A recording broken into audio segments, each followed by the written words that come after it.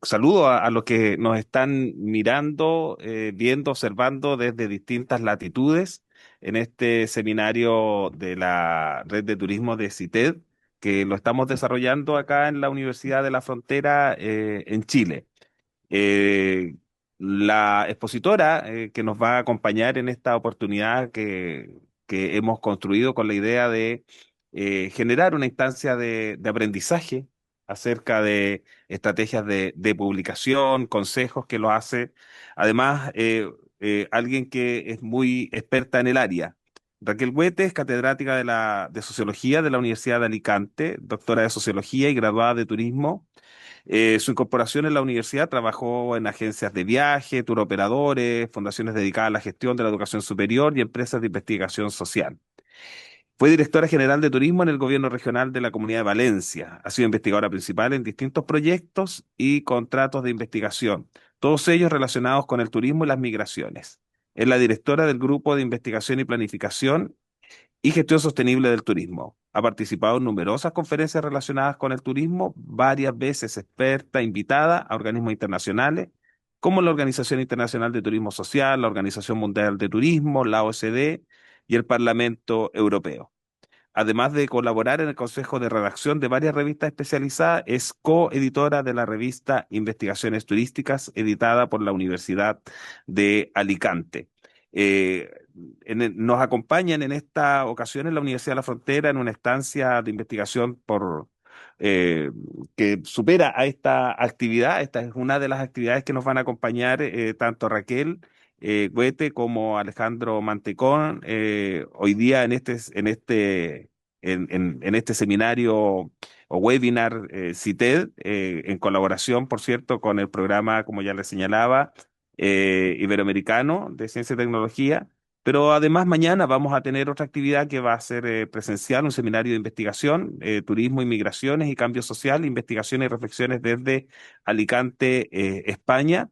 También un taller de investigación con un proyecto de investigación Fondesit que yo dirijo, que lo vamos a tener mañana por la tarde, y vamos a tener también la posibilidad de ir a trabajar en distintas miradas con otros investigadores acerca de las transformaciones sociales, territoriales que el turismo está implicando en el sur de Chile. Así que muchas gracias, muy agradecido, Raquel, por acompañarnos, además desde la Araucanía hacia todo el espacio iberoamericano, a través de distintos colegas que veo ahí que nos están acompañando, a quien aprovecho de saludar. Así que bienvenida, Raquel, a Chile. Ya hemos estado conversando y muchas gracias por aportarnos desde tu experiencia a investigadoras e investigadores acerca de estrategias que son tan importantes hoy día, que buscan posicionar al turismo como un medio de conocimiento, y del que cómo el conocimiento científico del turismo también contribuya al mejoramiento de las condiciones de esta actividad en distintos lugares del planeta. Entonces, muchas gracias, Raquel, y bienvenida al sur de Chile. Pues muchas gracias a todos por estar aquí, por acompañarnos. Muchísimas gracias, Pablo Martínez Riquelme, por la invitación personalmente, pero gracias también a la Universidad de la Frontera por darnos este espacio y a CITED y en particular al grupo de turismo que dirigen los profesores Josep Ibars y Jennifer Soares, pues por hacer posible que este webinar se transmita a tantos lugares de América, bueno, se transmita a todo el mundo y que gracias a esto nos estén acompañando pues amigos, colegas, investigadores de distintos países de Iberoamérica y espero que de España y de Portugal también.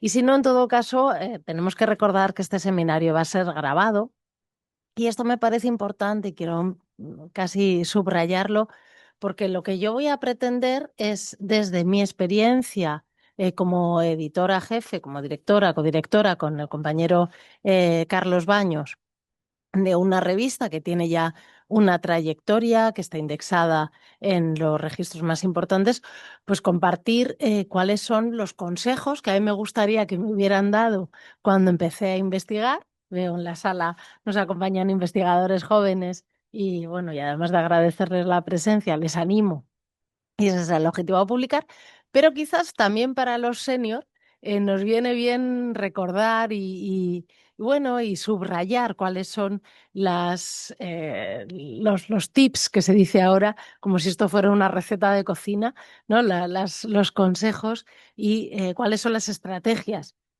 que todos tenemos que recordar. Y esto lo hago, como digo, uy, desde la experiencia en la revista Investigaciones Turísticas, que se fundó en 2011, la fundó el profesor Fernando Vera con un equipo de doctores entre los que me encontraba y que luego pues, el doctor Carlos Baños y yo hemos tomado el relevo junto con un grupo muy importante que tienen aquí la imagen también de editores adjuntos. Un poco, he puesto esta imagen para que vean un poco cómo funciona, ¿no? Cómo funcionan por dentro las revistas. Hay distintos modelos, pero en general la mayoría de las revistas científicas tienen una dirección, unos editores jefes y luego editores adjuntos. Traspasamos, digamos, en los trabajos que creemos que merecen la pena ser revisados. Normalmente los editores jefes hacemos un primer filtro, pasa a los editores adjuntos y si también consideran que merecen pasar a revisor externos, a revisor por pares, pues se inicia el proceso. Esto lo digo porque es importante también que se tenga en cuenta desde el principio a dónde vamos a mandar la revista, qué es lo y quién está detrás. Es que es muy importante saber quién está detrás, quiénes son los editores, qué universidad, qué centro de investigación, quién está detrás. Porque quién está detrás va a marcar la línea editorial, va a marcar el interés, va a marcar muchas cosas. Tenemos que conocer las revistas. Bueno, pues yo voy a afrontar estos minutos de compartir consejos que aviso que voy a ir muy deprisa porque, porque he intentado recortar consejos, pero me sale una receta muy laboriosa porque el proceso es largo, pero al quedar grabada la presentación, bueno, pues y he intentado escribir un montón de palabras para no enrollarme y que no se me olvide nada, pues quedará, digamos, como espero que como un manualillo que nos sirva desde mi experiencia, como digo. Vamos a hablar, pues muy rápido, el rollo motivacional de por qué es importante publicar papers, aunque por supuesto también lo es publicar libros y publicar muchas otras cosas, pero aquí estamos a lo que estamos, a publicar en revistas científicas, cómo elegimos el tema, cómo hacemos, bueno, qué estrategias son efectivas o más, o cómo justificamos el diseño de la investigación, cómo redactamos un manuscrito atractivo, atractivo por no decir sexy, porque puse sexy, pero bueno, creo que atractivo es suficiente, un manuscrito interesante, vamos a decir.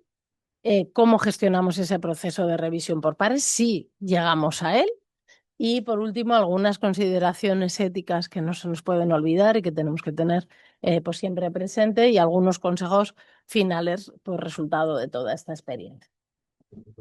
Pues en primer lugar, ¿por qué tenemos que publicar? Tenemos que publicar pues porque efectivamente estamos en un sistema institucional mundial en el que se mide nuestra productividad por el número de artículos que publicamos, pero también por las revistas en las que los publicamos. Esto es así, si no nos gusta, pues podemos cambiarlo entre todos, pero de momento es así. ¿Esa es la única razón? En mi opinión, no. Para mí no es la principal razón, ni nunca lo ha sido. No solamente en este momento de mi carrera, sino desde el principio. Yo he encontrado otros valores a publicar en revistas científicas. Desde el principio, publicar en una revista que está bien indexada ayuda a visibilizar el trabajo, que ese es el objetivo de la publicación, da credibilidad a lo que yo he investigado, aparte de ayudarme a avanzar profesionalmente. Una revista científica de calidad me garantiza que los resultados publicados han sido revisados y tienen unas garantías. Esto lo podemos aplicar también como lectores. No es lo mismo leer un artículo en una revista de prestigio bien indexada que leer un artículo en una revista que no tiene esas garantías de indexación.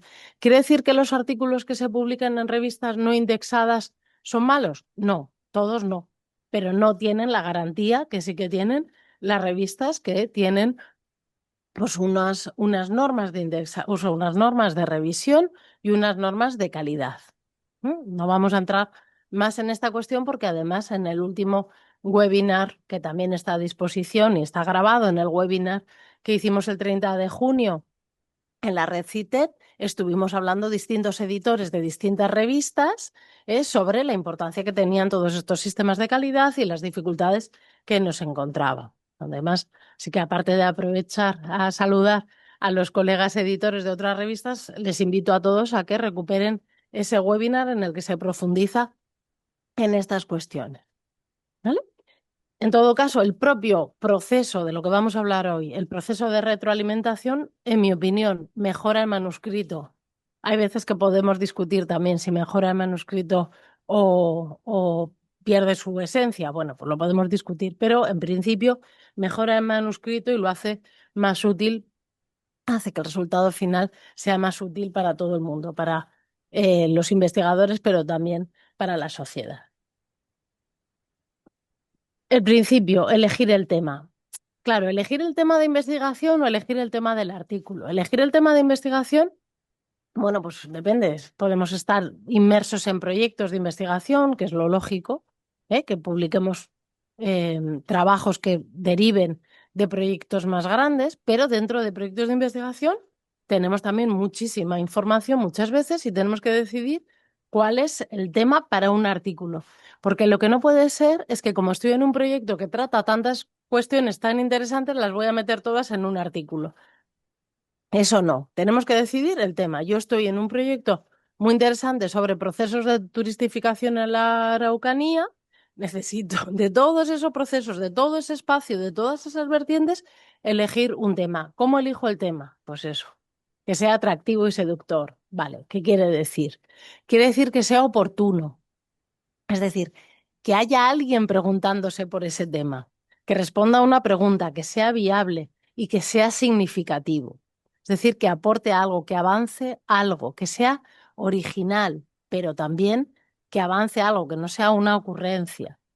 ¿Mm? Cualquier manuscrito, cualquier tema, en realidad responde a una pregunta. Eso sería el principal. ¿A qué pregunta responde mi tema? Y esa pregunta, esa pregunta y esa respuesta va a ser la clave de todo el artículo, la clave de todo el proceso. Voy a intentar repetir esto varias veces, quizás sea el mensaje hoy. Necesitamos la respuesta a una pregunta, necesitamos una pregunta. Esa pregunta y esa respuesta son el storytelling de nuestro manuscrito, son nuestro hilo argumental, son el hilo rojo que conduce todo el artículo. Y eso es desde el principio. ¿Cuál es mi pregunta? Para poder hacerlo, además de estar en un proyecto, pues tenemos que saber cuál es el estado de la cuestión de nuestro tema en la literatura. Tenemos que revisar bien la literatura, por supuesto, para no repetirnos y también para encontrar esa brecha de investigación, esa pregunta que todavía no está contestada. Ahondando en esta cuestión, ese tema, tiene que formar parte, como decía, de un proyecto más amplio. Es decir, es imposible tener un buen artículo original que se publique en una revista de calidad de algo que se me ocurre hoy y voy a hacer un artículo, qué bonita pregunta, qué bonito tema, voy a investigarlo y voy a publicarlo. Vamos, yo diría que imposible que alguien consiga hacer eso. Los temas de investigación, las preguntas, son parte de un compromiso como investigadores, son parte de un compromiso en un equipo de investigación. Cada estudio, cada investigación que hacemos amplía lo que otros han hecho, pero también amplía lo que yo he hecho. Vamos, nosotros, cada uno de nosotros, como investigadores, vamos respondiendo a preguntas que nos van surgiendo. Y esas preguntas, aunque aparentemente cambiemos la línea de investigación o surjan nuevos proyectos, en realidad esas preguntas se construyen con lo que ya hemos sabido. Pues así hay que abordar el artículo. ¿Mm? Abordar un tema sobre una investigación, aunque seamos muy jóvenes, sobre la investigación que se han construido, aunque sea nuestros primeros artículos, vamos a hacerlos sobre lo que ya se sabe, sobre lo que nuestro equipo de investigación está haciendo. Y a partir de ahí, aunque podamos cambiar de línea de investigación, vamos construyendo. No podemos decir, ahora cambio de línea, venga, voy a empezar de nuevo. ¿Mm? Esa no es una buena estrategia. Aunque cambiemos de línea, tenemos que ser conscientes de que la ciencia se construye ladrillo a ladrillo y los proyectos se construyen y los artículos se publican paso a paso sobre las bases de los proyectos anteriores. Para eso es imprescindible, como insisto en esta idea, avanzar sistemáticamente en lo que ya se sabe, revisar la literatura. Y aquí aparece la primera cuestión, no tenemos más tiempo para discutir y no me voy a detener, pero sí que quiero señalar muy claramente. El uso de la inteligencia artificial en la revisión de la literatura. Una aparte de que estamos saturadísimas todas las revistas en revisiones sistemáticas de literatura hechas con inteligencia artificial que no aportan básicamente nada más que resúmenes, compendios, nubes de palabras sobre un tema concreto. Esa es una cuestión y les animo a que no lo hagan, a que no envíen artículos hechos con inteligencia artificial que lo único que hacen es resumir. También les animo a que no se fíen de los resúmenes o solo de los resúmenes que hace cualquier IA. Son importantísimas, son utilísimas las aplicaciones. Aquí he puesto algunas y desde luego animo a todo el mundo a que las use, a que use Licit o Consensus o Connected Papers. Hay muchas aplicaciones muy buenas para encontrar muy buena información, pero no pueden sustituir la lectura, no pueden sustituir la comprensión, no pueden sustituir la emoción del descubrimiento en un artículo científico. Porque un artículo científico también tiene que emocionarnos y la lectura nos tiene que emocionar, nos tiene que emocionar el descubrimiento. Entonces, que una IA te diga, este PDF parece muy largo, ¿quieres que te lo resuma? Y tú digas que sí y te quedes convencido de que con eso estás ampliando tu convencimiento, pues tienes un error de partida. Podemos ayudarnos, por supuesto, pero no sustituir los resúmenes de la inteligencia artificial con la lectura. ¿Mm? Y he puesto un rejected. Eso quiere decir que, que, que, que rechazamos el artículo de plano nada más llegar cuando hay un desajuste entre la teoría que se cita y el alcance real del estudio. Es decir, nos ocurre que se citan autores, pues porque están de moda, incluso ChatGPT está poniendo de moda autores, pues por Bourdieu, por ejemplo, como sociólogo, estamos muy contentos porque Bourdieu esté de moda, pero claro, hay autores que como han escrito de tantas cosas con teorías que son susceptibles de ser utilizadas en muchos aspectos, pues están de moda. Entonces, ocurre que aparecen autores que como la IA repite, pues ya está, los usamos y algo habrá dicho sobre esto. Sí, pues algo habrá dicho sobre esto y yo lo uso de una manera general y sin ninguna reflexión teórica. Bueno, eso se ve clarísimamente nada más leer la introducción de un artículo y eso, en mi opinión, es objeto de rechazo automático. Si no hay una buena base teórica, no puede haber un artículo. La siguiente cuestión fundamental a la hora de elegir el tema o en relación con el tema es la selección de la revista. Yo tengo el tema, ya voy viendo, tengo la investigación, tengo los datos, todo eso voy viendo y tengo que seleccionar la revista. Hay distintas estrategias. Hay quien elige la revista primero y luego construye el artículo, tiene ya la investigación, pero hace el artículo, digamos, ajustado a lo que cree que espera la revista. Hay quien hace un artículo que puede utilizarse en distintas revistas y hay quien dice, a mí me da igual, yo hago el artículo y ya veré en qué revista lo encajo. ¿Vale? Distintas estrategias que dependen del momento en el que estemos en nuestra carrera investigadora, de la prisa que tengamos, de muchos factores. Pero lo que sí tenemos que tener en cuenta es que las revistas tienen unos objetivos, que además tienen unos factores de impacto que probablemente estarán en relación con la dificultad de publicar ahí. A mayor factor de impacto, en principio, mayor número de rechazos. Es más probable que nos rechacen, que la tasa de aceptación sea menor y también es importante, en algunos casos sustancialmente relevante, los plazos de publicación. Lo digo porque también, pues como editores, nos pasa a veces que hay autores que nos preguntan por los plazos de publicación porque tienen pues una obligación, por lo que sea, por una tesis doctoral o por un proyecto de investigación, de poder publicar muy rápido. Bueno, pues eso hay que pensarlo antes de enviarlo a la revista, ¿no? Una vez envías el artículo, ponerte a tener presión contigo mismo y con los editores sobre los plazos. Bueno, pues toda esa información la tenemos.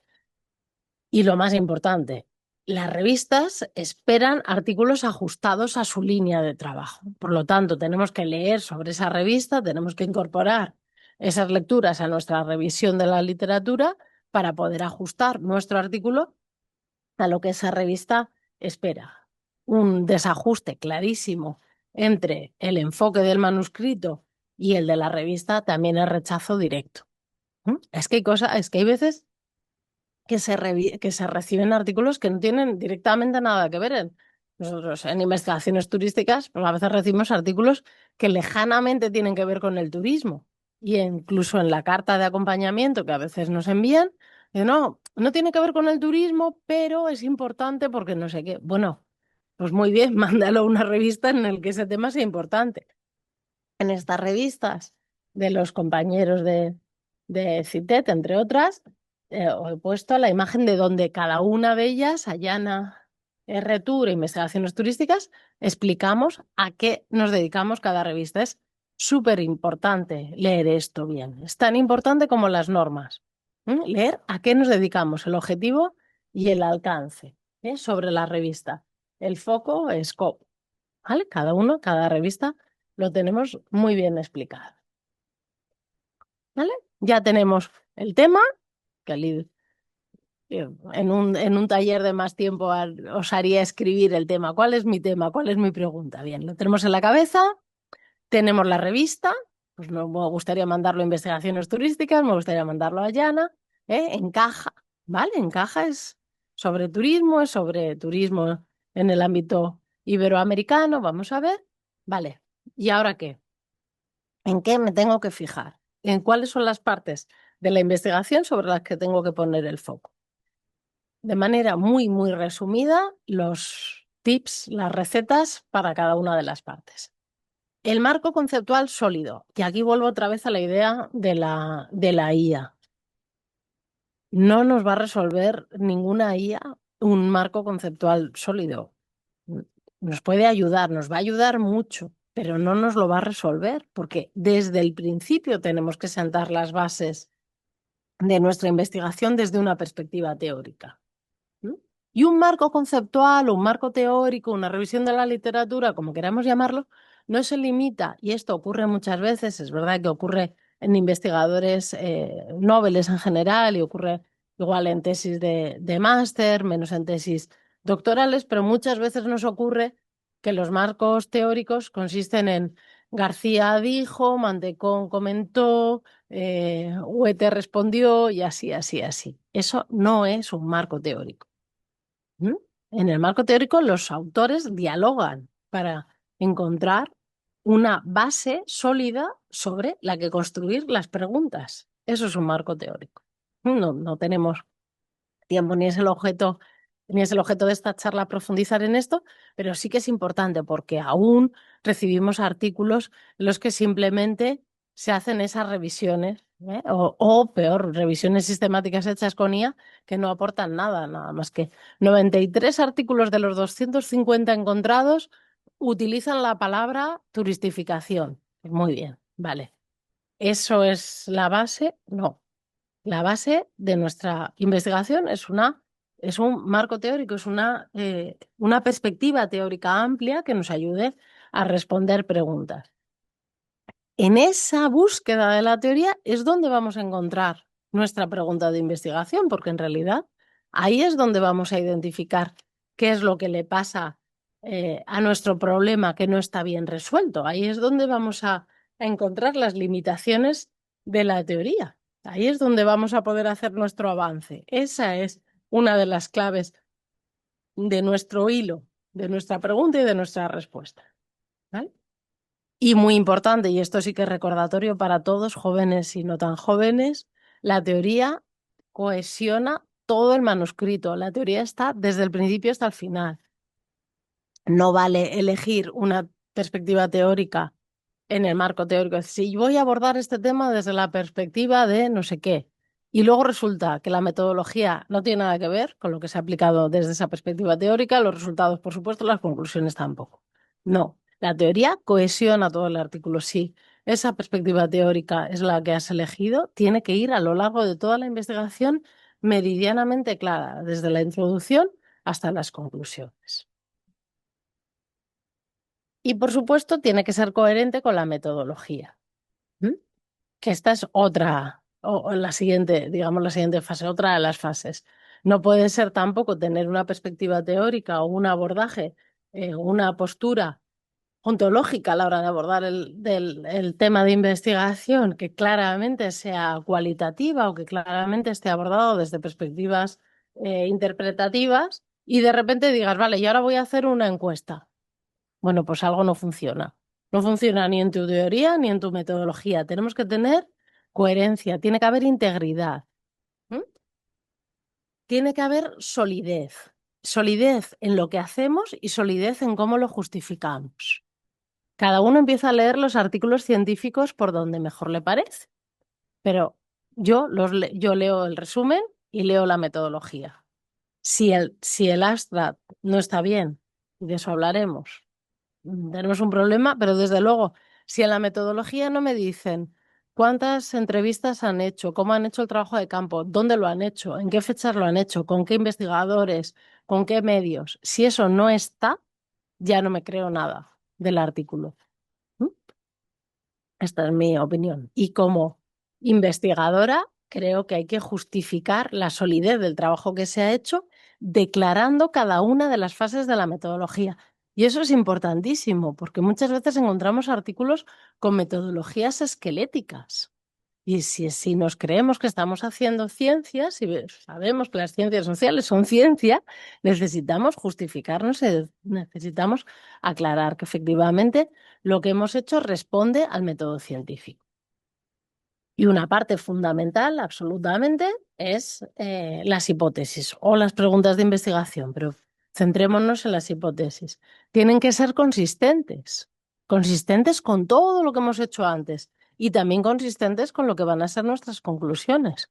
Hay veces que hay muchos artículos que aparecen hipótesis y empieza hipótesis general, H1, H1.1, H1.2, no sé cuántas mil hipótesis. Es imposible que puedas responder a esas hipótesis en un artículo científico. No las pongas, decide cuál es tu hipótesis y que sea consistente. Y si son dos o tres, bien, pero no pueden ser 25 hipótesis para contestar en un artículo científico. Si haces eso es que no sabes cuál es tu pregunta, porque la hipótesis en realidad es la pregunta de investigación. ¿Mm? Declarada de otro modo, pero es la pregunta. No podemos tener 25 preguntas en un artículo científico, podemos tenerla, no sé, en un proyecto de investigación y ni siquiera. ¿Eh?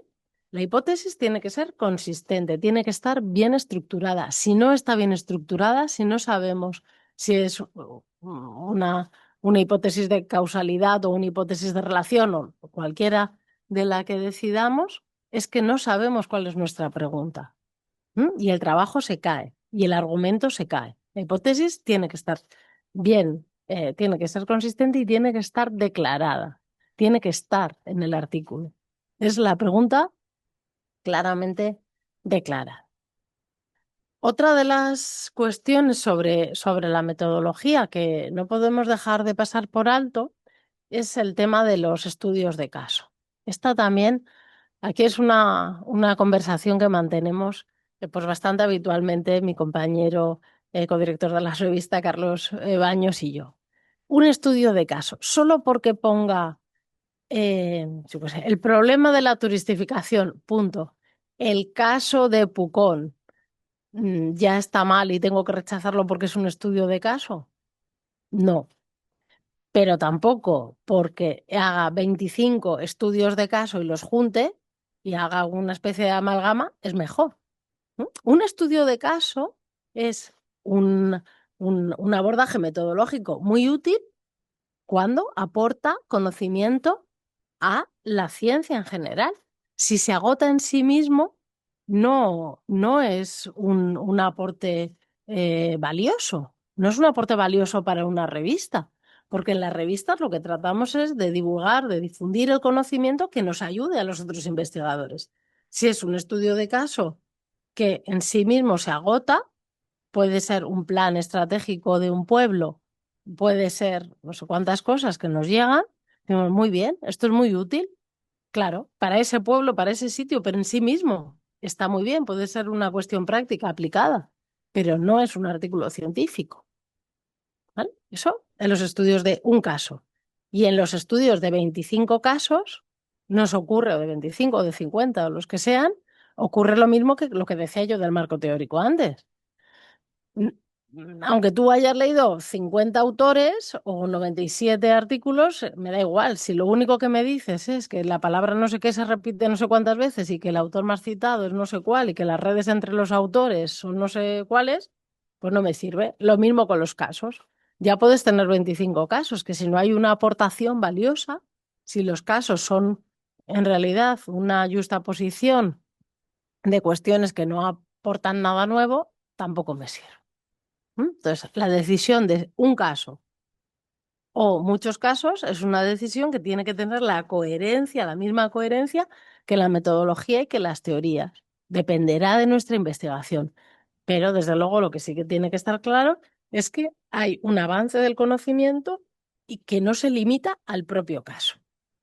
¿Vale? La redacción la redacción del manuscrito. Esto, escribamos en el idioma que escribamos. Da igual si escribimos en nuestro, bueno, no da igual, pero en fin, escribiendo en nuestro idioma propio o escribiendo en inglés, tenemos que ser pues claros, precisos y tener una estructura eh, bien organizada.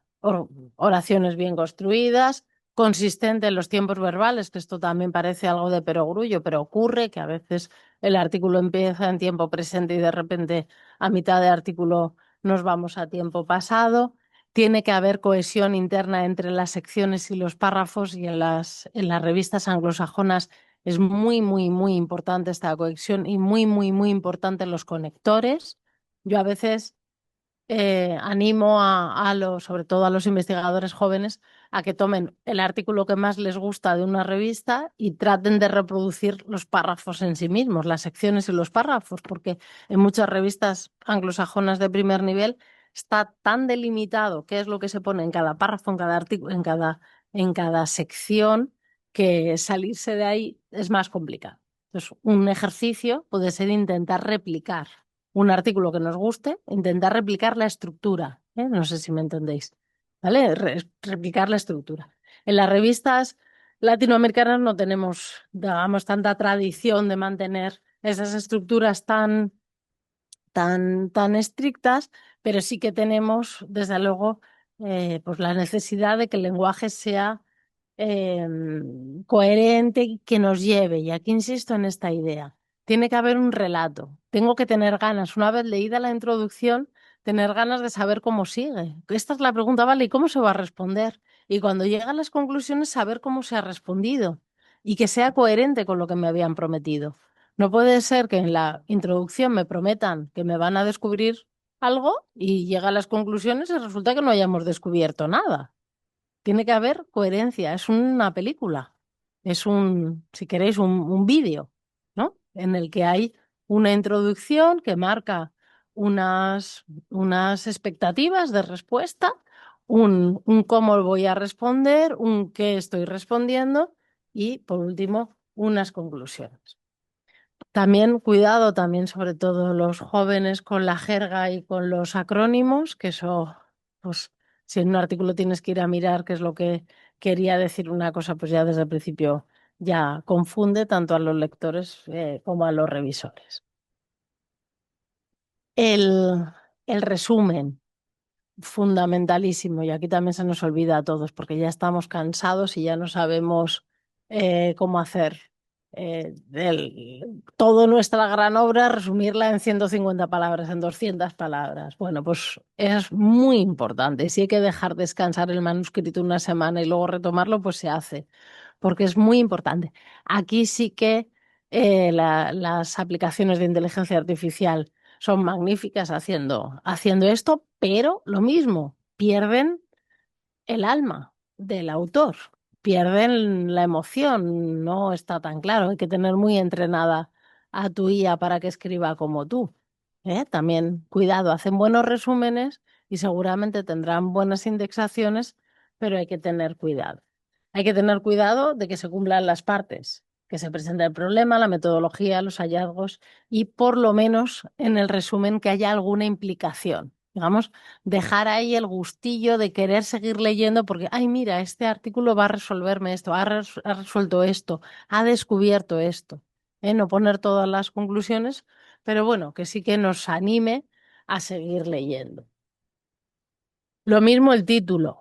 Tenemos títulos muy provocativos, títulos que enganchan, títulos que pretenden, pero también hay que ser prudente y cuanto menos experiencia tienes, pues más prudente tienes que ser, porque hay que ser preciso, hay que tener equilibrio entre que te den ganas del clickbait, pero tiene que ser también específico y tiene que ser enunciativo de qué va a ir la investigación, por muy entretenido que sea el título, si luego no nos dice de qué va a ir la investigación o nos plantea preguntas generales, pues no nos sirve. Y además hay revistas que tienen pues reticencias a plantear títulos en forma de pregunta.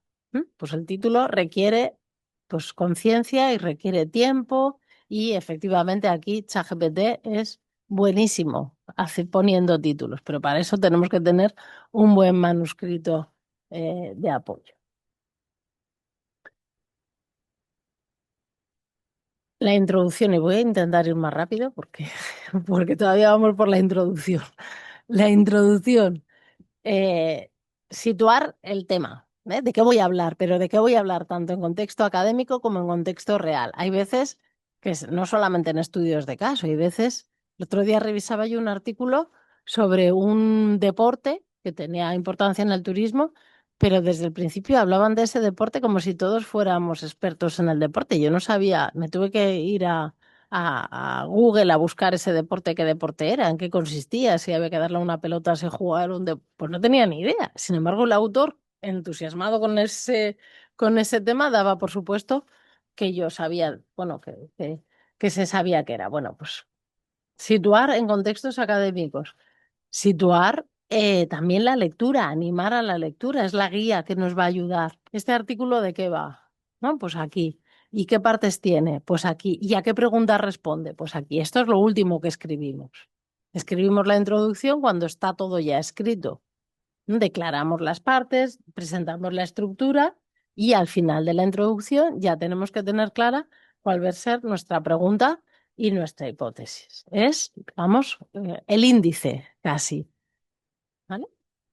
La revisión de la literatura, ya he comentado antes, no es solamente un resumen, sino que es un análisis crítico de los estudios previos en el que identificamos cuáles son los gaps de investigación, qué es lo que no se sabe. Otro riesgo importante y que cada día es más habitual gracias a la inteligencia artificial, pero bueno, siempre ha sido así, poner referencias al tuntún. Pues porque creo que, no sé, pues este autor está de moda, porque esto se lleva, o porque en el título pone esta palabra, o porque en las palabras clave. A mí me parece que si en un artículo se cita mal eh, artículos que conozco, autores que conozco, en mi opinión, ese artículo pierde muchísimos puntos, por no decir todos, a la hora de valorarlo, a la hora de pensar en su calidad, a la hora pues, de pensar en su integridad. Y eso nos ocurre y tenerlo también muy en cuenta que a veces, muchas veces, cuando asignamos revisores, nos fijamos en la bibliografía. Entonces, ocurre muchas veces que nos mandan a revisar artículos que nos citan. Yo reviso artículos que me citan a mí. Entonces, si cuando yo busco control F o ET y veo que lo que dicen que yo he dicho no es verdad, porque no se ha leído el artículo, porque se lo ha leído Elicit, yo digo, venga, hombre, si no eres capaz ni de leer este artículo, que como lo he escrito yo me parece muy importante, claro, si no eres capaz de leer este artículo, si no eres capaz de leer bien, porque si me pasa conmigo, seguramente con otros autores también pasa, pierdes la solidez, pierdes pues eso, la garantía de calidad. Bueno, pues muchísimo cuidado, no vamos a citar nada que no hayamos leído, eso sería el ideal. ¿M? Porque además tenemos grave peligro de que ocurra, de que le llegue a ese autor, ¿no? De que llegue al autor que estamos citando, ¿vale? Si no hacemos esto bien, pues efectivamente hay una sospecha de inmadurez o de revisión incompleta. Bueno, la metodología, reitero lo que he dicho, suficientes detalles, rigor, transparencia. Para el trabajo cuantitativo, todas las claves, pero también para el cualitativo. En el cuantitativo, si hacemos una aplicación cuantitativa, una metodología cuantitativa, ponemos el tamaño de la muestra. También tenemos muestra cualitativa, también tenemos formas de muestreo, también tenemos una representatividad o no. Eso tiene que estar claro. Cómo hemos elegido a nuestros informantes, cómo hemos elegido la muestra, cómo hemos elegido los datos, por qué elegimos unos documentos u otros, sea cual sea nuestra metodología. Claridad y transparencia, porque eso es la garantía de que nuestro trabajo merece la pena ser leído y ser publicado. Por eso los resultados tienen que también ser así de fáciles de leer. Podemos tener gráficos más o menos bonitos, más o menos profesionales, pero sobre todo que sean fáciles de leer, no que haya que darle la vuelta a la pantalla para poder interpretar el gráfico. Que se puedan leer en todos los formatos, que se pueda leer en el móvil, que ahora ya leemos gráficos en el móvil, pues que se puedan ver en el móvil, que las fuentes estén clarísimas, que ese es un error también demasiado habitual que hay. Personas que siguen sin poner las fuentes. Bien, ponen Instituto Nacional de Estadística, ya está. Eso no es una fuente para un dato. La fuente es la fuente, de verdad, de dónde hemos obtenido el dato.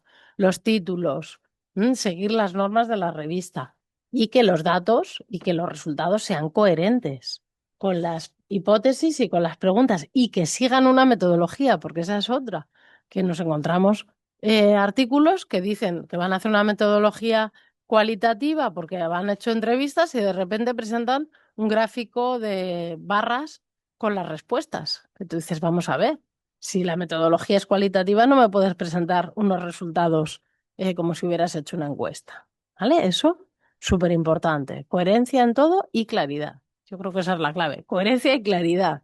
No tener miedo. Tenemos que ocultar cómo hemos averiguado las cosas o tenemos que maquillar. Lo que hemos averiguado es que nuestro trabajo no funciona. Y los revisores y los editores, si son buenos y se toman en serio también su trabajo de revisión, lo van a averiguar y nos lo van a rechazar. Por lo tanto, para poder publicar un artículo bueno, tenemos que tener resultados que se puedan ver, que se puedan desnudar, que otro que lo vea puede interpretarlos, que los interpretará a la luz de la teoría de la que partimos y de la literatura. Y ahí es donde tenemos que establecer también esas conexiones. Tiene que haber coherencia, insisto, infinito en esta idea. Tiene que haber coherencia también a la hora de presentar los resultados. Los resultados tienen que ser coherentes, tiene que haber conexión entre los datos y el marco teórico, también a la hora de presentarlos, tanto de una manera formal como en los datos mismos. Y a la hora de presentar los resultados, no ponemos una tabla y al lado explicamos la tabla con palabras. Si ya tienes la tabla, lo que me tienes que enseñar es a interpretar la tabla, a explicar la tabla, a explicar su significado. Aún no lo ponemos en relación con la teoría, porque esto vendrá en las conclusiones, pero sí con su contexto. ¿Vale? Explicar las tablas, explicar los resultados, a mí me parece una parte muy difícil del trabajo, porque sin querer repites lo que pones en los gráficos o introduces resultados que no están claros, hay que ser muy cuidadosos. ¿Vale? Porque esto realmente, estoy segura de que hay personas que directamente van a los resultados, que no van a la metodología, como decía yo, pues bueno, cada uno va a lo que va, o bueno, elige, ¿no? Por dónde empezar el artículo. Cuanto más claro esté todo, cuanto más coherente, cuanto más conexión, cuanto más cohesión, más posibilidades de que nos publiquen el artículo. Las conclusiones. Aquí, cuando llegamos a las conclusiones, después de todo el esfuerzo que ya venimos haciendo, volvemos a estar cansados. Cuantísimos de nosotros hemos recibido revisiones en los que nos dicen que reforcemos las conclusiones. Yo creo que, no sé, que una de cada dos revisiones dicen que reforcemos las conclusiones, porque es que incluso cuando los revisores no tienen nada que decir, pues dicen que refuercen las conclusiones. Pues porque a veces las conclusiones están, eso, hechas al final, porque con los resultados ya parece que ya has explicado todo lo que tenías que explicar, porque no acabas de entender cuál es la respuesta. Si ya es obvio, si yo ya he explicado aquí, no lo ves en los resultados, entonces las conclusiones son realmente difíciles de escribir. Y también para los revisores, cuando no tienen nada que decir, pues a veces dicen, bueno, muy bien, pero refuerce las conclusiones. Tú dices, vale, si la revista límite son 8.000 palabras, tengo 7.993, ¿cómo refuerzo las conclusiones? Vale, pues desde el principio tenemos que tener claras cuáles son las partes de las conclusiones. ¿Mm? En las conclusiones, lo que tenemos que hacer es declarar si reforzamos, desafiamos, ampliamos la teoría de la que partíamos. ¿Cuál es nuestra aportación? Y eso en muchas revistas ya lo tienes que incluir a la hora de meter la revista al sistema informático. Vale, ¿este artículo qué aporta? Si no me contestas a la pregunta, ¿este artículo qué aporta? No sigo leyendo. ¿Tú con esto qué me das? Yo me lo voy a leer, voy a invertir mi tiempo, voy a revisarlo. ¿Y qué me prometes? Eso es lo que tiene que estar en las conclusiones. Lo que aporta, lo que amplía la teoría de la que partíamos gracias a mi investigación, o se refuta, o se refuerza, o se amplía. Esas son las conclusiones. No me vale con, y esto es muy habitual, gracias a esta investigación, los gestores del destino podrán tener mayores informaciones a la hora de decidir las estrategias de marketing o de planificación, no sé qué, o sea, no. O sea, esos son implicaciones generales que obviamente es obvio que si tú haces una investigación va a servir a alguien para algo, ¿vale? Pues dime, ¿para qué sirve? Dímelo. Dime qué es lo que recomiendas. Y en muchas revistas ya nos piden que distingamos entre implicaciones teóricas e implicaciones prácticas. Pues ahí es donde tenemos que hacer hincapié. ¿Vale? Conectamos nuestros resultados con la vida real. ¿Esto para qué me ha servido? Esto me ha servido para mejorar las políticas. Esto va a servir a mí o a otros, a quienes toman las decisiones, para intervenir de este modo. O esto va a servir teóricamente para ampliar el concepto de este problema que está mal conceptualizado o poco conceptualizado o no está conceptualizado en este territorio. ¿Mm? Para eso son las conclusiones. Pero en las conclusiones además tenemos que incluir limitaciones. Y aquí nuevamente apelamos a la honradez, como en todo lo demás. Si estamos seguros de lo que hemos hecho, también estamos seguros de que no está perfecto. Porque si es un artículo que no tiene limitaciones, pues también pues es sospechoso, porque todo lo que hacemos tiene limitaciones. Tiene limitaciones teóricas, limitaciones de tiempo, limitaciones en la muestra, en el contexto, nos han pasado cosas. Igual que en la pandemia, pues teníamos esa gran limitación y la hacíamos visible. Todas las investigaciones de la pandemia hacen referencia a esta investigación se hizo en tiempo de pandemia y por lo tanto las interacciones no sé qué. Bueno, pues igual que eso ocurre en ese momento, ocurre en todas las investigaciones. Porque escribir las limitaciones, además de ser un acto de honestidad, ayuda a otros investigadores y a nosotros mismos en el futuro a no caer en esos errores. Si yo digo que una de las limitaciones de mi trabajo es que los entrevistadores solamente hablaban español e inglés y me encontré con, yo qué sé, con franceses en mi campo, pues tengo que decir, bueno, es que igual tendría que haber tenido investigadores que hablaran francés, por ejemplo, ¿no? Pues eso me ayuda a mí misma para la próxima investigación, pero desde luego ayuda a otros, por ejemplo, pues un ejemplo así. En las conclusiones también tenemos que marcar cuáles son las líneas de futuro, pero insisto, no hablar de líneas generales. Esta investigación abre una interesante línea sobre no sé, una generalidad. No, una línea sobre este tema. Preguntas que quien ha leído el artículo ya tendría que tener en la cabeza.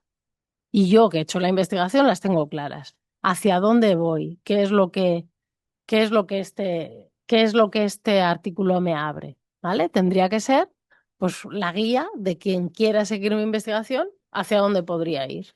Pero insisto, no de manera general, porque esto también es mucha tentación. Y esto yo creo que también es de las cosas que la IA está haciendo últimamente en los artículos con más frecuencia. Hacer generalidades sobre nuevas líneas. Tenemos que conectar lo que hemos descubierto con la propia discusión, con las propias brechas de investigación. Casi esto sería la guía para hacer el próximo artículo. ¿Vale? He llegado hasta aquí, vale, ¿y ahora por dónde tengo que seguir? ¿No? A la hora de mandar el artículo, ahora ya que lo tenemos todo hecho, hemos hecho todo el trabajo, hemos tenido todo el cuidado. Nuestro director de tesis se está poniendo un poco nervioso, nerviosa. Veo esa mirada en el cogote de mis compañeros porque yo soy la encargada de mandar el artículo. Venga, pues ala, rapidito, rapidito lo mando. Pues igual por culpa de ese rapidito pierdo semanas. ¿Mm? Es muy importante esta fase final a la hora de mandarlo. Dejo un día, este día no me encuentro bien, está todo el peso del equipo de investigación en mis hombros, no importa, un día de estar concentrado, de hacerlo bien. Es muy importante esta fase final, tanto desde el punto de vista formal, a la hora de meter el artículo en una plataforma, las revistas que he nombrado antes y investigaciones turísticas también utilizamos Open Journal System y más o menos estamos acostumbrados, pero hay otras revistas internacionales que utilizan otros sistemas y cada revista utiliza el suyo. Necesito tiempo, necesito una buena conexión y necesito que esté todo bien claro y bien. Es como, digamos, no sé, es como tener todo el trabajo hecho y de repente por las prisas destruirlo. Porque si tenemos faltas de ortografía, si no cuidamos el lenguaje inclusivo, teniendo muy en cuenta las normas de las revistas. Sí hemos escrito en un idioma que no es el nuestro, pero total no importa porque ChatGPT me ha ayudado. Pues igual tengo un problema, porque los revisores o se dan cuenta o no tiene una calidad lingüística adecuada. Que sea difícil de leer, que haya que leer varias veces unas líneas, desde luego no ayuda a que nos acepten el artículo. Todas las referencias tienen que estar bien citadas. Esto también nos ha ayudado muy bien la inteligencia artificial y todos los generadores de bibliografía. Yo animo a todo el mundo a que los utilice, pero hay que utilizarlos bien. Estamos en lo mismo. Si tú metes información mala, va a salir información mala. ¿Eh? Muchas revistas nos piden ya el DOI en todas las publicaciones. Pues si un artículo tiene DOI, tengo que poner el DOI. Y si no lo encuentro en un minuto, pues invierto dos, pero tiene que estar, porque desde el principio todas las cuestiones formales también nos indican si el artículo tiene garantía de calidad o no. Garantizar el anonimato, que esto también me parece increíble, pero llegan muchísimos artículos, bueno, muchísimos, llegan bastantes artículos en los que como se dice, las propiedades del Word se ve quién es el autor, cuánto tiempo ha pasado editándolo y quién más ha hecho comentarios. Llegan artículos incluso con revisiones ocultas o más o menos ocultas. Bueno, pues todo eso molesta al editor. Así de claro lo digo, porque molesta, porque o tenemos que anonimizarlo, tenemos que pedir al autor que lo anonimice. Y ya es tiempo que se pierde y trabajo extra que tenemos que hacer que no deberíamos tener que hacer. A veces también ocurre que llega el, el título y el resumen en español y luego llega el abstract en inglés, pero anda, ¿dónde está el título en inglés? Pues al autor se le olvida. Pues eso también pasa bastante. Entonces, si nos piden en español, en inglés, en francés, el idioma que sea, pues todas las partes en ese idioma, en los idiomas que la revista solicita. Las palabras clave, también fundamental. No es en el último minuto me pongo y escribo aquí 5 palabras o 7 o las que me deje la revista. No. Hay tesauros que nos dicen qué palabras son las que mejor nos van a ayudar a que el artículo se indexe. Y hay revistas que el límite de palabras es corto y otras que es mucho. Lo mismo con el número de palabras. Bueno, dicen 8.000. Bueno, no pasará nada si hago 8.200. Bueno, pues sí que pasa. Hay sistemas que directamente no te dejan que el artículo entre en la plataforma y hay otros que a mano le decimos a los autores, lo siento, te has pasado el número de palabras. Pues eso ya es una incomodidad para el editor, que no, o sea, es que es así. Si la revista admite 10.000 palabras, a la hora de elegir la revista, busca una revista que te quepa el artículo. Y si no, lo reduces y si no, lo adaptas, tanto por arriba como por abajo, porque también nos llegan artículos que no cumplen el mínimo de palabras.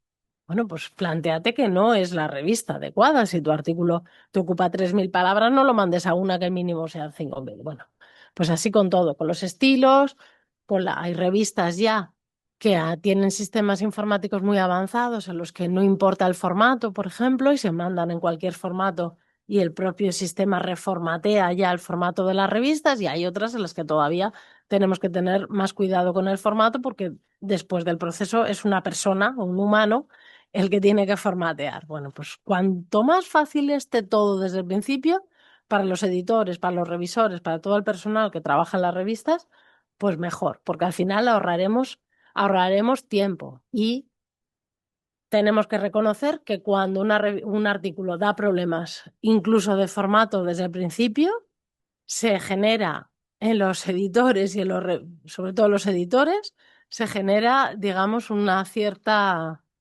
no sé cómo llamarlo, poco ánimo de que ese artículo siga adelante, porque si desde el principio ya te ha dado problemas, sabes que te va a dar problemas en todo el proceso. Bueno, pues cuando llega un artículo, estas son a la revista tenéis aquí, esto es como veo yo, digamos un pequeño trocito de mi pantalla. Ahí me llega un artículo, ¿no? Nos llega a Carlos Baños y a mí. Y decimos, venga, ¿qué hago? Lo envío a revisión, se lo asigno a un editor adjunto para que lo revise, o veo ya que directamente no es publicable, o nunca nos ocurre aceptar y omitir la revisión. Porque si ocurre eso es porque es un artículo que igual ya ha pasado un proceso de revisión anterior. Bueno, eso es súper extraño. Lo normal es que yo o lo mando a revisión o le doy a no publicable. ¿Cuáles son las razones fundamentales por las que le doy a no publicable? A no pasar. Y en nuestro caso escribimos una justificación. No decimos, no lo publico y ya está. No, escribimos una justificación. Pues muy habitual, no es la revista adecuada, el alcance de la revista, hay errores metodológicos evidentes o han pasado totalmente de nuestras instrucciones y eso, tiene problemas de formato, de número de palabras, de interés. Entonces tú dices, vale, si a ti te importan cero publicar en mi revista, a mí también me importa cero que tú publiques en mi revista, básicamente. Y eso a mí quiero decir, me disgusta hacerlo y lo hacemos con más del 80% de los artículos que llegan, rechazarlos automáticamente por una de estas razones. Porque como ahora muchas cosas son tan fáciles mandar artículos, pues recibimos muchos artículos que podían estar para nuestra revista o para otras 27. Pues es trabajo que hacemos y yo, vamos, desde luego, la intención, cada vez que abro, yo por lo menos, cada vez que abro un artículo es, hay que ser un artículo bueno, venga, que sea un artículo bueno. Yo quiero un artículo bueno porque a mí me importa que en la revista se publiquen artículos buenos. Bueno, pongamos que el artículo, en opinión mía y del editor a quien se lo adjunto, merece la pena pasar a la revisión y elegimos a los revisores. Los revisores hacen la revisión y nos llegan a nosotros, a los autores, llegan a los autores. ¿Qué hacen los autores? Esto yo creo que poco a poco en los últimos años ha ido como suavizándose este debate y más o menos casi todo el mundo admite que si quieres participar en este juego, estas son las reglas. Pero hace años nosotros teníamos profesores más mayores que bajo ningún concepto aceptaban las revisiones. Claro, pues tenían dificultades para publicar donde quería. Yo creo que hoy en día todo el mundo dice, bueno, si yo entro aquí, todo el mundo, mucha gente. la mayoría entra en este juego, por decirlo así, sabe que tiene que aceptar o justificar que no acepta las revisiones. Bueno, pues todo esto hay que hacerlo sin enfadarse, sin sentirse humillado, sin sentirse interrogado. No, no están valorándote a ti como persona, están valorando tu trabajo. Y hay veces que hay revisores muy amables en sus revisiones y hay otros revisores que no son tan amables. Y así es como la vida misma. Pues no hay que desanimarse, hay que contestar. Contestar tanto sí como no, acepto o no acepto la revisión con respuestas completas. Si la revista nos pide que lo hagamos en una tabla. Si nos pide que lo hagamos con revisión, con la herramienta de revisión, mostrar las modificaciones y otra vez más, ser honrado, no hacer mm, atajos, porque eso también da muy mala impresión. Y luego, sea o no sea amable con nosotros el revisor, nosotros somos personas amables que participamos en un sistema cordial de revisión por pares. Somos personas corteses y amablemente y de manera cortés respondemos razonadamente, con notas de revisión claras y además entendiendo que, como decía yo al principio, esto nos va a ayudar en la calidad de nuestro trabajo. Y si no nos ayuda porque no nos han tocado unos revisores que hagan muy buenas aportaciones, pues ¿qué le vamos a hacer? Otra vez será. Pero como nosotros queremos publicar en esta revista, vamos a hacer todo lo que está en nuestra parte por publicar. Y para poder hacerlo, vamos a responder correctamente de manera amable, agradeciendo a los revisores su trabajo. Porque revisar también es un trabajo en el que tenemos que participar todos los que queremos participar de este sistema de publicación. ¿Vale? Y aquí también una nota de tener cuidadito, que esto también nos ocurre, que a veces todo es anónimo y llegan las revisiones y justamente aparecen nombres o aparecen, pues este trabajo es gracias al proyecto no sé qué, que es fácilmente identificable. El proceso, si es revisión por pares ciegos, tiene que ser todo el rato. Tanto el revisor tiene que ser anónimo como el autor anónimo. Hay otros mecanismos, hay otras revistas en las que o no son anónimos o el revisor o el autor y probablemente en el futuro puede ser que el futuro vaya por ahí, que no haya este anonimato, sino que haya revisiones libres, puede ser que en la nube. Bueno, pues ese futuro ya lo veremos. De momento, anonimizamos. ¿Qué pasa en el peor de los casos? Nos rechazan. Hemos pasado la revisión del escritorio, pero llegamos y nos dan, pues depende de la revista. Dos que dicen que sí, uno que dice que no. Y va el editor y dice no. Pues, pues un disgusto. Pues esto hay que reconocerlo, un disgusto. ¿Un disgusto que nos tiene que parar? No. Tenemos que seguir adelante. A todos nos rechazan. Todo el rato nos rechazan. ¿Por qué? Pues ahí es donde nos tenemos que plantear todo lo que hemos hablado hoy. ¿Por qué nos han rechazado el artículo? Porque no era adecuado a la revista. Porque, bueno, por mucho, porque he tenido mala suerte. Ya está, porque el revisor probablemente cuando ya sabes mucho y te especializas en un campo, hasta te imaginas quiénes son los revisores. Y a veces dices, no he tenido muy buena, le ha tocado a este que resulta que esta teoría no le gusta. Bueno, cada uno nos podemos inventar lo que queramos para justificarnos. Lo que no podemos hacer es desanimarnos. Cogemos las revisiones, cogemos los rechazos, mejoramos en lo que podamos el artículo y lo mandamos a otra revista. Lo ajustamos, lo adaptamos, lo que tengamos que hacer y nos va a otra revista. Y así hasta que consigamos publicarlo, si creemos que nuestra investigación merece la pena. Otra alternativa es decir, vale, es que esta investigación no es lo suficientemente buena, tengo que seguir trabajando. Pues ya está, seguimos trabajando. Consideraciones éticas muy rápido y para ir acabando. Hay revistas que ya están pidiendo que desde la institución haya, bueno, pues haya firmas de cuestiones éticas. Hay universidades que están pidiendo cada vez más firmas a la hora de hacer entrevistas, hacer encuestas. Bueno, pues esto se va complicando, desde luego. Eso de ser muy cuidadosos con las revisiones y con el anonimato y, insisto, en la honestidad, en la transparencia y en la originalidad. Y por favor, nunca enviar el mismo manuscrito a varias revistas, porque eso está muy feo y además los editores nos hablamos entre nosotros. Y a veces los revisores son los mismos. Entonces, la probabilidad, dependiendo de cuál sea el tema de investigación, pero es que hay temas en los que los revisores son los que son.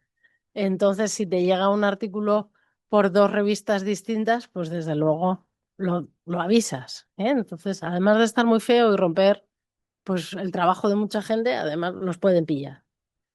Falsificar los datos lo mismo, nos pueden pillar también. Cuanto más adecuadas sean las citas, cuanto más claras sean las fuentes, pues más garantía tendrá nuestro trabajo. Mucha atención también al plagio y el autoplagio, al, al parafrasearnos una y otra vez nuestros propios trabajos, pues también se están avanzando en los problemas en los programas de detección de plagio. La mayoría de revistas utilizamos programas de detección de plagio y eso incluye el autoplagio también, la republicación de los resultados. Y por último, algo que también es obvio, pero que está muy bien que lo digamos y que lo reivindiquemos, solamente tienen que firmar los artículos quienes han participado en ellos, pero también quienes han participado en ellos tienen que firmar los artículos. ¿Mm? Tenemos que exigir nuestro derecho a firmar las investigaciones en las que hacemos y esto cuando estamos empezando pues es difícil de gestionar porque tiene que estar claro desde el principio y cuando tenemos un tiempo y tenemos equipos pues también es difícil a veces de gestionar quién es autor, en qué posición y todas estas cosas, pero lo mejor es que desde el principio esté claro, desde el principio se tomen acuerdos y por supuestísimo se cumplan. Por eso también las revistas vamos pidiendo que se diga qué autor ha hecho qué parte de, del artículo y eso tiene que estar claro. Para terminar, errores comunes. Aquí esto ya sí que sería ya para guardarlo, para guardar esto. Errores comunes por los que nos rechazan. Ignorar el alcance de la revista. No tener una pregunta de investigación coherente. No justificar nuestra metodología. No vincular los hallazgos con la teoría. Poner referencias antiguas de allí cuando hice la revisión de la literatura, que han pasado 3 años, pero bueno, no importa, no lo actualizo. Y cuando además haya trabajos que pues no los recoja por el motivo que sea. ¿Vale? Desde el principio hasta el final tenemos que tener cuidado en los detalles. En el futuro, ¿qué pasará ya? Aquí sí que nos podríamos extender, pero os remito al webinar que está grabado en CITED. Yo en el futuro creo que habrá más ciencia abierta, creo que pondremos nuestras investigaciones en un repositorio y habrá que ver cómo se controla la propiedad intelectual, no lo sé. Desde luego la inteligencia artificial está revolucionando toda la manera de compartir el conocimiento. Creo que los datos también se tienen que intercambiar, pero también la protección hacia los datos personales, pues es un reto fundamental en la sociedad de la información. Creo que también las metodologías van a avanzar y están avanzando muchísimo y también tendremos que poner muy claramente qué metodologías hemos utilizado cuando analizamos millones o miles de datos y cómo garantizamos la replicabilidad del proceso, pues sería una cuestión. Es probable también que no sea tan importante los ranking y las indexaciones y que haya otra manera de medir la calidad del impacto de nuestra investigación, las métricas alternativas, ¿eh? Pues hasta dónde ha aportado en la sociedad. Bueno, en cada país, en cada circunstancia, pues las autoridades académicas y científicas están decidiendo distintas estrategias. Bueno, pues es un reto de futuro, ¿no? Porque hay que tener en cuenta que en las revistas que he citado y de las que estoy hablando, no porque son gratuitas y están en manos de instituciones públicas, pero hay que tener en cuenta que la mayoría del conocimiento científico en Occidente y en el caso del turismo, evidentemente están en manos de dos o tres grandes grupos editoriales que ganan millones de euros con nuestras publicaciones, con nuestro trabajo, con nuestras revisiones y eso algún día pues también debería ponerse en cuestión o tiene que ponerse en cuestión, los gobiernos tienen que replantearse. Pues todo esto nos lleva a este modelo de reflexión, porque también hay pues muchas personas que no quieren revisar. Yo misma no reviso para determinada grupo editorial que gana mucho dinero y cobra a todo el mundo, pues yo no reviso para ese grupo, pues una decisión personal. Y sin embargo, reviso siempre para revistas en acceso libre. Bueno, pues como igual que yo, muchas personas vamos tomando decisiones también en función de nuestros criterios personales o de nuestros valores. Y todo eso se tiene que discutir porque para eso la ciencia se basa en la discusión. Y casi que esto lo voy a dejar aquí puesto y termino. No sé si hay preguntas, lo dejamos aquí, aquí puesto, que esto ya sí que es la receta total porque me estoy alargando mucho y ver esto online. Agradezco muchísimo a quien se mantenga en la sala. Hola, buenas tardes. ¿Podría hacer una pregunta? Claro, sí, sí. Sí, ¿Eres Isaac? soy Isaac, sí. Mira, yo ahora mismo soy investigador en formación senior, por aquello de que tengo mucho ocio y me gusta mucho investigar. Entonces estoy preparando la tesis bueno, redondeando, son estudios de destinos locales y tengo muchísimos problemas para conseguir datos en los destinos locales. Entonces, una de las cosas que he estado trabajando son los datos sintéticos. Y yo no sé hasta qué punto vosotros en las revisiones tenéis en cuenta o le dais credibilidad a la utilización de datos sintéticos. ¿Te refieres a datos agregados, por ejemplo, a nivel regional, que también lo consulta LIS, ¿no? ¿Qué pasa cuando no existen muchas bases estadísticas, ¿no? Sería esa. ¿Con datos sintéticos te refieres a esto? Los A que datos tienes sintéticos datos a nivel datos, regional, pero son no datos sí, aleatorios agregados. que, sí, aleatorios agregados, pero que tienen resultados inferidos, digamos. Ah, Entonces, vale. no son datos reales, pero te sirven como laboratorio para preparar el modelo y luego después, a medida que vas consiguiendo los datos, los puedes ir metiendo digamos, adaptándolos, o sea, transformándolos ya en datos reales. Pero por lo menos tienes una base de datos que te permite ir trabajando sobre el modelo. No sé si me estoy Claro, explicando bien. pues sí, sí, sí, claro. Ahí lo que pasa es que interviene más que si es turismo o otra cosa, interviene la disciplina, porque yo veo desde luego datos de los compañeros de economía que utilizan unas bases de datos, pues como tú dices, que se refieren a unos espacios o a unos territorios y luego hacen inferencias estadísticas, pues igual distintas que las que yo haría con una encuesta si tengo que inferir resultados, datos perdidos. Pues yo creo que tiene más que ver con la disciplina, con la forma que tenemos de abordar los datos desde distintas disciplinas que el tema de estudio. Yo en principio, vamos, no le veo más problema. Si está bien hecho y sobre todo si está claramente hecho. O sea, es decir, Sí, sí. lo que no me sirve, como la compañera que dice antes, es que no hay muchas bases estadísticas, es cuestionable. Lo que a mí no me parece de recibo es decir, en no sé dónde no hay datos sobre turismo. O sea, decirlo así, y si encima sí que los hay, desde luego eso es un rechazo. Pero si justificas que, vale, en tu país o en tu territorio, en tu región o en tu localidad no hay, pero sí que hay en otros, o sí que se puede comparar, o sí que hay de otros. Igual no tengo datos de turistas, pero tengo datos de movimientos de viajeros por otras cuestiones. Yo creo ahí es una cuestión de imaginación y de abrirse también a buscar datos que tienen que ver con la movilidad, no estrictamente desde las instituciones turísticas, ¿no? Eso sí que es un pensamiento que yo tengo a menudo. Que no hay datos, vale, es que el INSETUR o el Instituto de Turismo que sea no me da datos, vale, ellos no, pero ¿y otras instituciones? ¿Vale? Los movimientos de viajeros o los consumos de electricidad. Bueno, yo creo que ahí tenemos que tener de su imaginación, pero no es motivo de rechazo, en mi opinión. Gracias, gracias, mi amable. Gracias.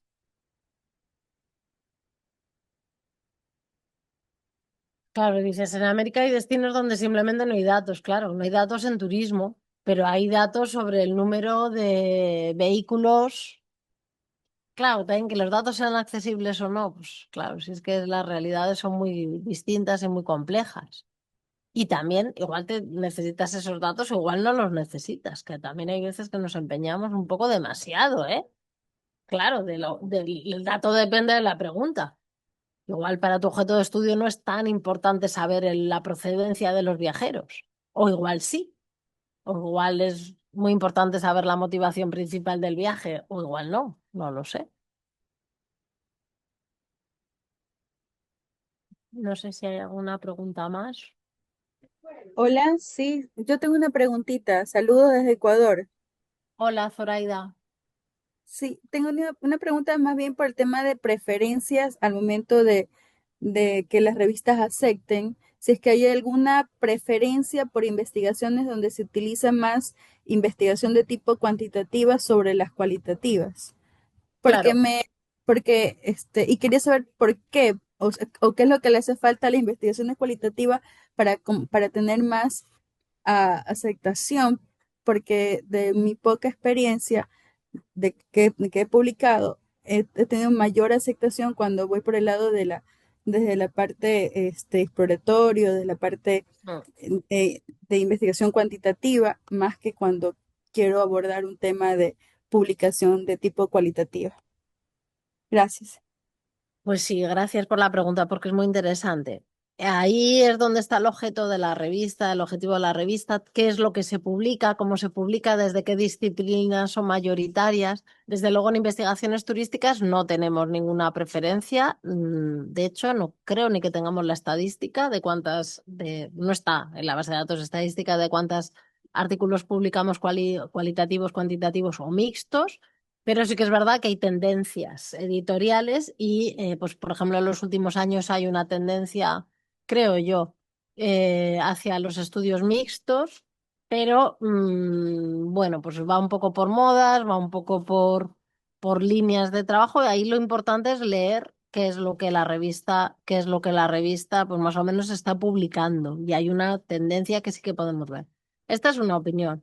Y la otra fundamental sobre los estudios cualitativos me remito a lo que he explicado sobre la metodología. Es que los estudios cualitativos se da por supuesto que la metodología es menos importante que los cuantitativos y eso ocurre muchas veces.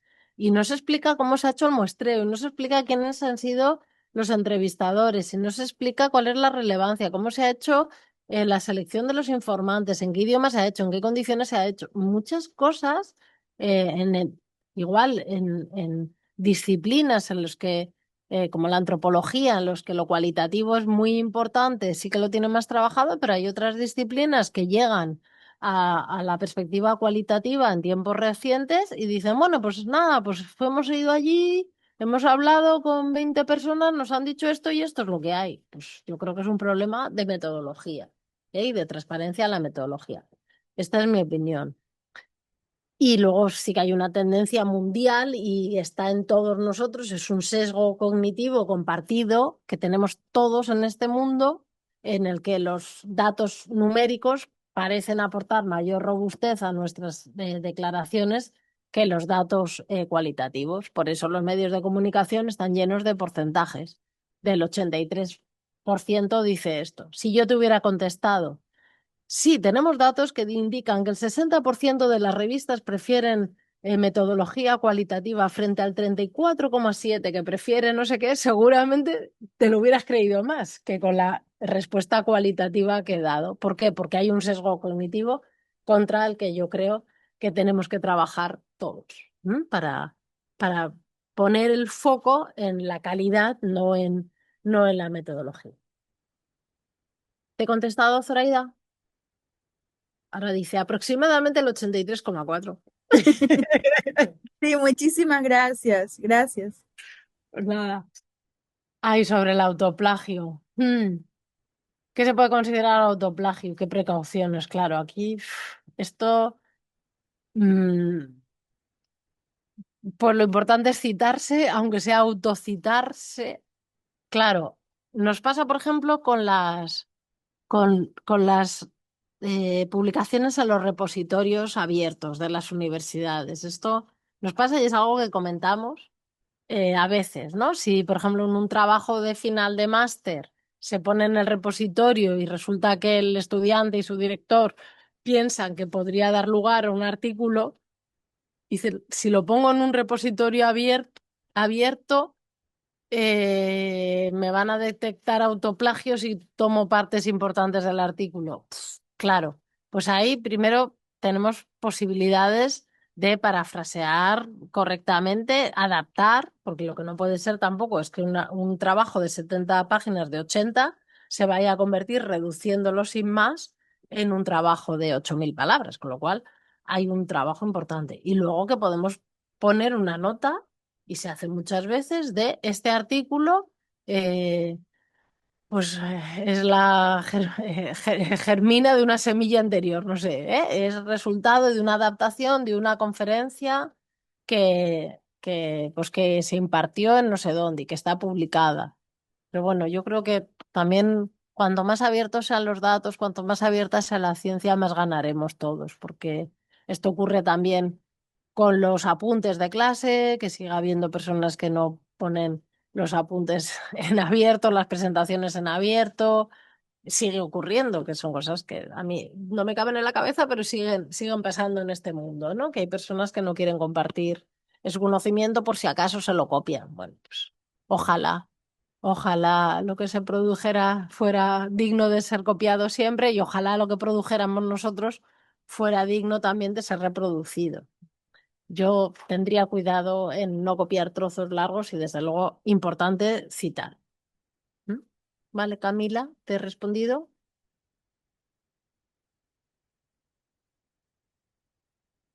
Mano levantada. Gracias, Camila, por la pregunta. ¿Quién es mano levantada? Vale, Sigrid. Hola, ¿cómo están? Hola. Les hablo desde Chile, espero que todo esté muy bien. Tengo una pregunta relacionada a cuánto crees tú que son los años de antigüedad óptimos que debiese tener un artículo o un estudio para que siga siendo relevante en una revisión académica o de literatura. Claro, pues esa pregunta buena, ¿eh? Porque yo también me lo planteo. Hay veces que ves artículos que no citan nada más que los últimos 10 años.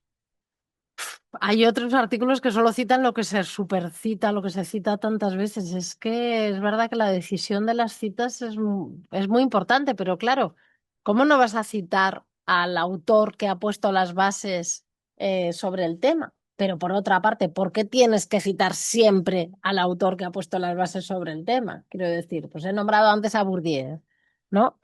Vale, pues hombre, si tú estás en una perspectiva muy clara de esa perspectiva teórica, no sé qué, puedes citar una o dos obras muy pertinentes, pero no vas a citar la literatura completa de Bourdieu, por muy citado que sea el autor.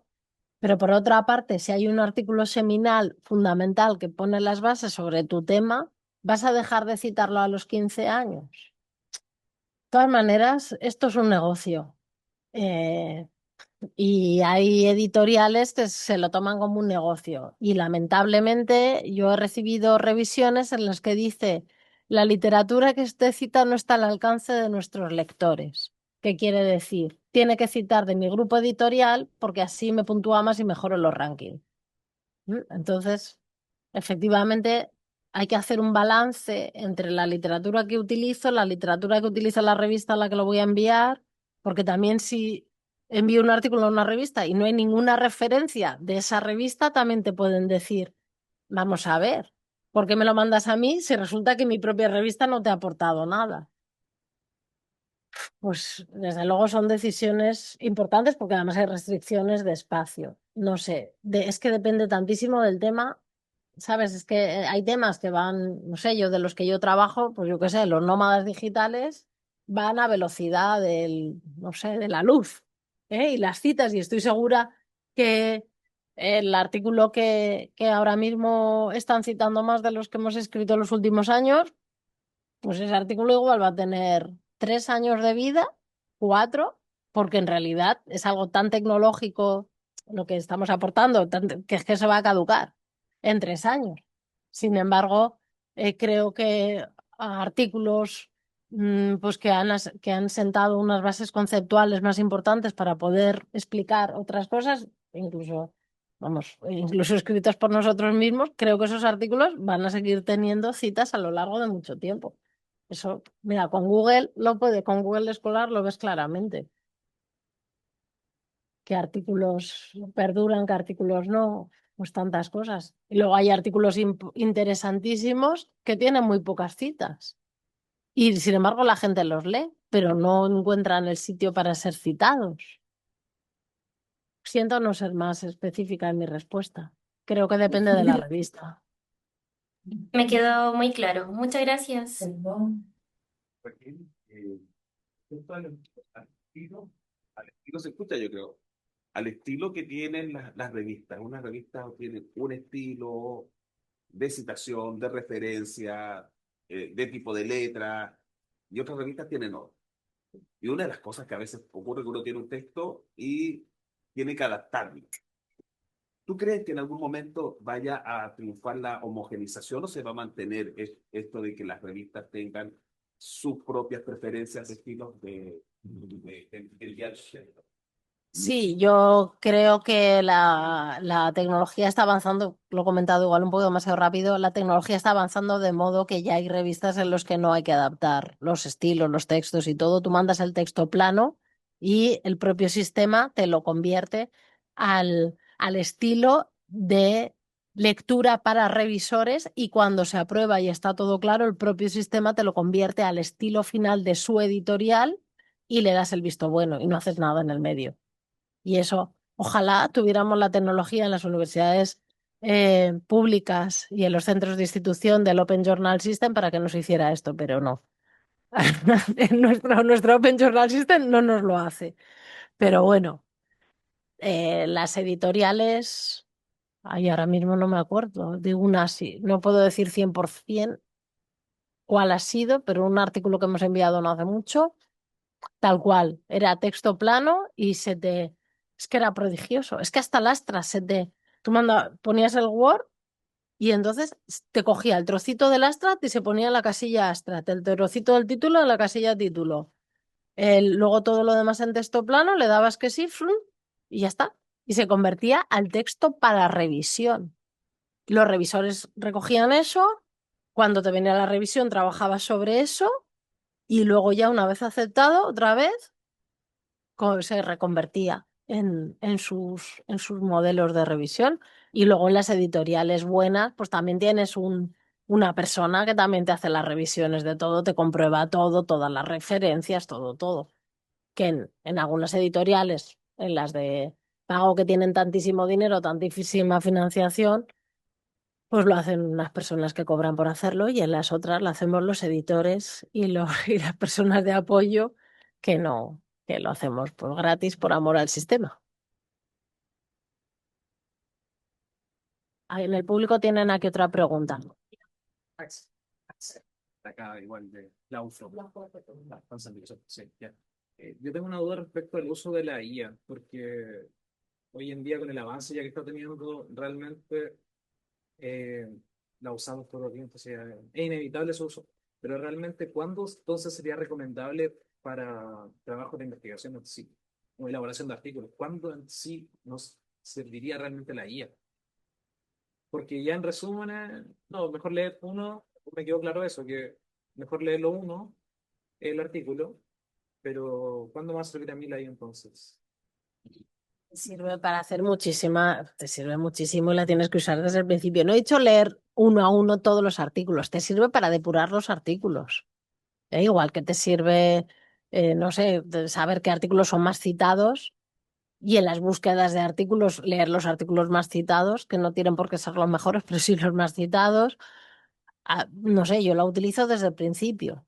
Claro, la discusión que está en las cuestiones editoriales es hasta dónde poner el apoyo de IA como autor o como coautor, poner ChatGPT como coautor, poner texto generado por ChatGPT. Mira, ahí hay discusiones continuas. Yo en los foros que leo sobre editores, pues no hay acuerdo, en las universidades no hay acuerdo, no tenemos acuerdos tampoco ni siquiera a la hora de evaluar los trabajos, todo el mundo está discutiéndolo.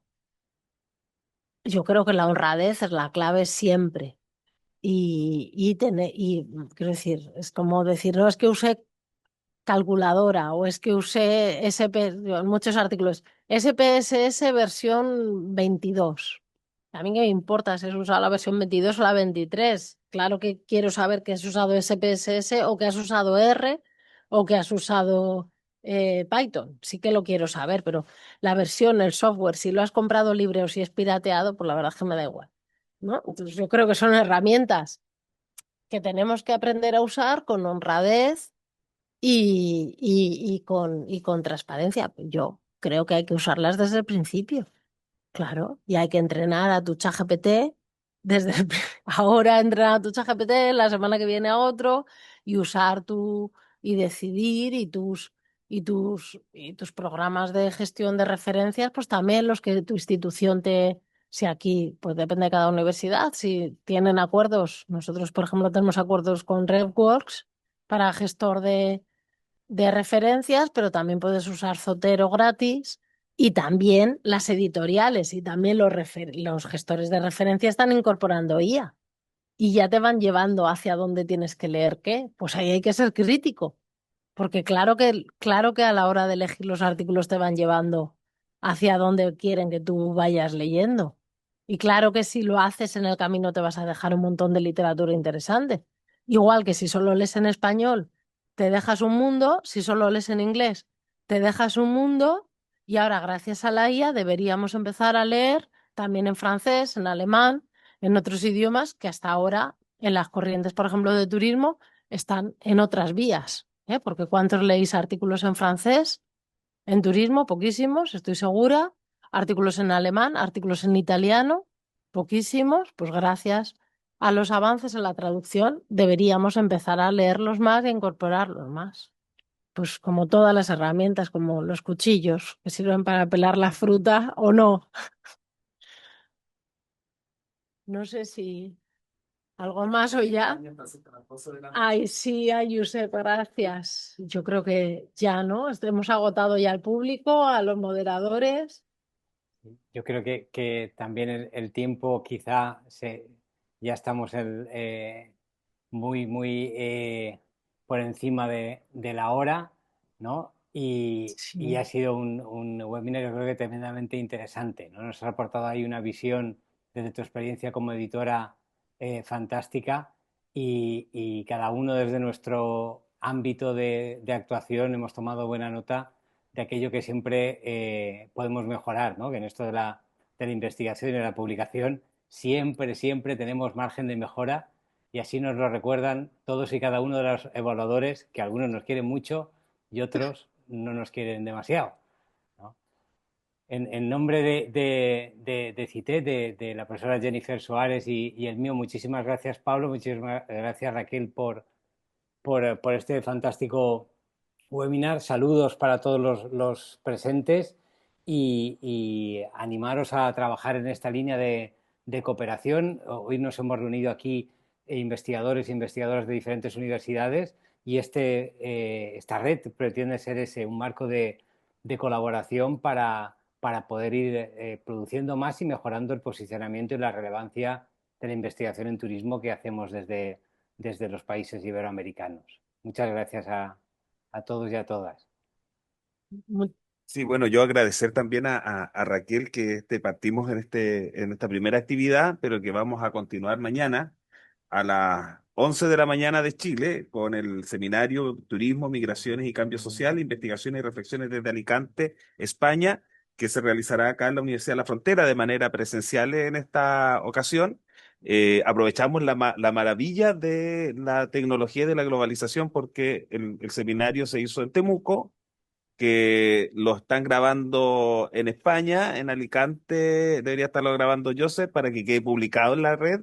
Y hay participantes de Colombia, de Uruguay, de Angola, de Chile, de otros lugares de Iberoamérica. Así que muchas gracias, ha sido una bonita actividad y felicitaciones, Raquel, porque esto va a quedar, yo creo, de materia obligada, de revisión para cada uno de nosotros que quiera publicar. De aquí en adelante va a ser revisión obligada y para poner ahí pausa y adelantar o retrasar el video. Si alguien, en vez de ver el vídeo, quiere la presentación, no tiene más que escribirme. Soy fácilmente localizable, r.huete@uaes. Me escribís y os mando la presentación sin problemas. No hace falta que veamos el vídeo. Ojalá, ojalá, ojalá sea útil para alguien. Muchísimas gracias, compañeros.